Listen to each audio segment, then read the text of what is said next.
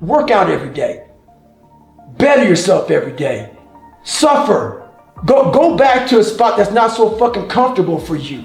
Just because you made it and you've arrived somewhere, and if that's your mentality, you're no longer a fucking mentor. Don't fucking mentor, motherfucker. If you're happy where you're at, take a few steps backwards and go back to where that one spot that made you. That spot that made me was that time on the couch, I'm sitting with fucking chocolate milkshake, 297 pounds. I can't go back to 297, but I can go back to how that time felt, because that's when I was the hungriest. We lose the hunger and then we go into mentoring people. I'm mentoring you from a nice 72-degree temperature room.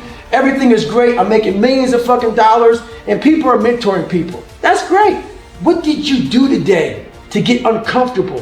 What did you do today to earn that manhood? What did you do today to mentor my fucking ass? What did you do today? I don't give a fuck what you did 20 fucking years ago. If you're not doing it now, stop mentoring a motherfucker. Retire. And say, hey young man, I don't know anymore. I'm now comfortable. You need to be in a spot that's hungry. It's a fucking thin line, man. I walked it. When I invented the accountability mirror, I walked it hardcore, and you have to walk it because we live in a world where you have to love yourself, and it's important to love yourself. I'm all about that. You gotta, but we also live in a world where if it helps me to help you, I help you. Some selfish motherfuckers. So yeah, back to your question, the accountability mirror is something that you have to be so real and raw, and you can't talk to yourself in a nice way. But you can't get so bad in that accountability mirror where you get it twisted and you start putting yourself down all the time. You gotta call yourself for what you are, but you also gotta give credit where credit's due in the accountability mirror also. So when I did the accountability, I was like fucking in high school when I did this shit. And I was a fucking character. I was a liar, I was a character, I was a cheat. It took several years to get out of that, man. I didn't know. And I hate to put ignorance on something, but when you're trying to literally invent a man out of nothing, you have a whole bunch of shit to go through, man. And I had a whole bunch of shit to go through. It took a lot of years. I was the epitome of getting it done. I wasn't proud of how I got it done. I wanted to be proud of it. I wanted to earn. I wanted to earn how I got it done. Yeah. That was the thing, man. That's what bothered me. Back to the accountability mirror, you have to call yourself out for what you are. And at that time, I called myself out. But you also have to be careful for a lot of people getting this mentality of, we live in a world a lot of times now where people don't believe they're good enough ever. And they continuously talk about this, I'm not good enough. I'm not good enough. I'm never gonna be good enough. If that's your accountability mirror, that's not how you do that. Call yourself out for who you are at that time. Be real with yourself, be honest. And then start to fix that and change. So the most important conversation is one you have with yourself. You have to change that conversation. If you're a negative person and all you talk about is, I'm not good enough here, that person, that's not how that works. That accountability mirror has two sides to it. You call yourself out and you also start to have these small victories. The small victories, don't have this big grandiose, like I want to be a Navy SEAL. Trust me, man, don't do what I did. I had very limited time to do what I did. So my accountability mirror became huge and grandiose. It's too much for the brain to comprehend. The brain can comprehend, if I had to lose 106 pounds in less than 3 months, which I did, that's too much.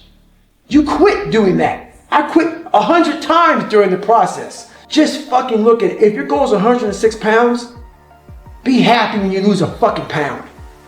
Progress is always about moving forward. Not moving back, not staying stagnant, moving forward, even if it's one small step at a time. I've been stretching out now for almost 6 years. I take all these steps back, but I see that I'm going forward. My body's trying to go forward. I've been patient and patient. I've been doing this for almost 6 years. I'm about to go back to Badwater 135. It's been since 2014 when I had to drop out for health issues. Could never get back to the start line. And guess what? Haven't shared this either. I went from running 205 miles in 39 hours to not being able to get out of bed. When I dropped out of Badwater, a couple months later, a few months later, I'm in my bed, not able to get out of my bed.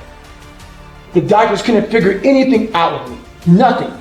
I sat in the bed and I smiled. I didn't put this in the book. And I went through it all, and I said to myself, I'm gonna win Badwater. I couldn't even fucking walk. I couldn't get out of bed, 2014. And my mentality is, I'm gonna win fucking Badwater one day. And I swear to God, that's exactly what I thought. Versus laying in that fucking bed, thinking this is it. And I thought this was it. I thought that. How do you fucking get this sick, man?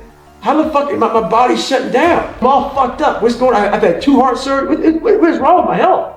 And I sat back after I calmed down, and I stepped back and I smiled. I'm in the bed, I said, you know what? This is it. You can win Badwater one day, brother. Championship caliber people understand how to create momentum. They understand how to pull themselves out of the mud, out of the shit, and move themselves forward when they don't feel like it. They understand that creating momentum is very simply being able to force yourself through some things that you don't want to do for a few days in a row. Sometimes it might be 2 or 3. Sometimes it might be 14 or 15 or 16 days. But once you get through that period of time, you have now cultivated a tremendous amount of momentum. And championship caliber people understand how to do this. They understand how to exercise their discipline to make sure that they force themselves through the first gauntlet, so to speak, that they're going to have to get their lives in motion. And so this is something that they all understand. And all the people on that level get it. Okay. They know how to take themselves from 0 or even negative momentum and literally creep their way and force positive momentum. Now, if you completed 75 hard, you understand what I'm talking about.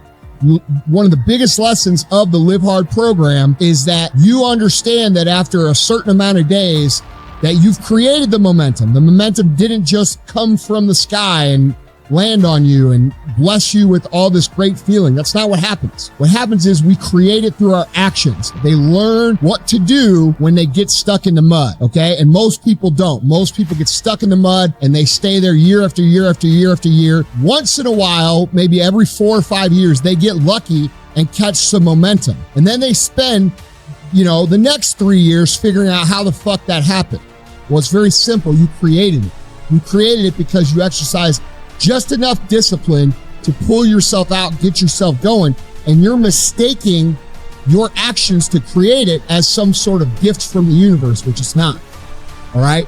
So this is something that champions all understand. They understand how to manufacture momentum. They understand to not fuck with their momentum once they've created it. They don't intentionally do things to pull themselves off.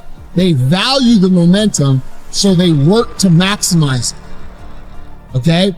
Most people, when they get some momentum, what they do is they celebrate.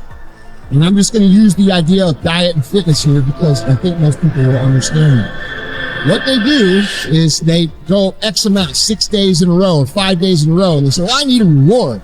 Motherfucker, you're making the most fundamental mistake ever be made in your life. You are killing your own momentum. You just worked 6 days to get your shit together, and now you're going to go out and jump right back into that life that you left 6 days ago that was making you miserable, which made you take action anyway. It makes no logical sense if you think about it. And champions think about this on a large scale, okay? It is the number one mistake that most people make is that when they have momentum, they sabotage it by thinking they need to reward themselves. Listen, motherfuckers, these people that live like you don't live, the people who aren't paying the price like you need to pay it, that's not the normal life. That's not what's going to bring you fulfillment. That's not what's going to bring you happiness. It hasn't so far, so why do you think it's going to? Why do you keep jumping back in the old fucking pond that's covered with moss and shit when you just discovered this clear blue sea that you get to swim in every motherfucking day?